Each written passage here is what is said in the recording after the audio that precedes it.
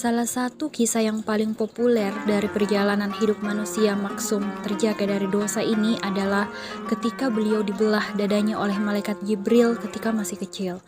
Saat itu Rasulullah Shallallahu Alaihi Wasallam masih dirawat oleh Halimah Asy-Sya'diyah sebagai perempuan mulia yang menyusuinya.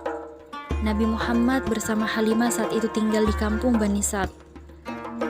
Sebagai anak kecil yang berusia 4 tahun, Nabi Muhammad SAW masih senang bermain ke sana kemari dengan teman-temannya. Saat sedang bermain itulah malaikat Jibril turun dari langit dan mendatangi Nabi Muhammad kecil. Jibril atas perintah Allah kemudian membelah dada Nabi Muhammad dan mengambil organ hatinya.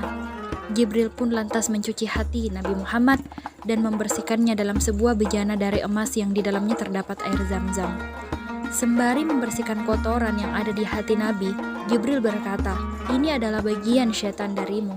Bagian syaitan yang dimaksud Jibril adalah segala macam penyakit hati yang umum menjangkiti setiap manusia seperti iri, dengki, sombong, pamer, dan lain sebagainya.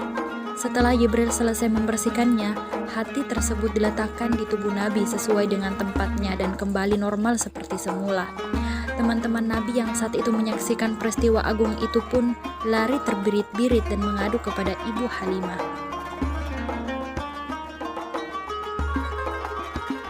Mereka melaporkan kejadian yang dialami Nabi pada Halimah bahwa Nabi telah dibunuh seseorang. Maklum, anak-anak kecil itu masih polos dan belum memahami apa yang terjadi. Seketika Halimah yang panik lantas mendatangi Nabi Muhammad kecil dan langsung mendekapnya. Nabi Muhammad ketika itu ditemui Halimah dalam keadaan pucat dan ketakutan. Terkait dengan air Zam-Zam yang digunakan Jibril untuk menyucikan hati Nabi, air tersebut merupakan air mulia yang muncul di tengah padang pasir ketika Nabi Ismail menghentakkan kakinya ke tanah. Air Zam-Zam ini sampai sekarang masih terus mengalir di tanah suci, sejalan dengan namanya yang berarti melimpah.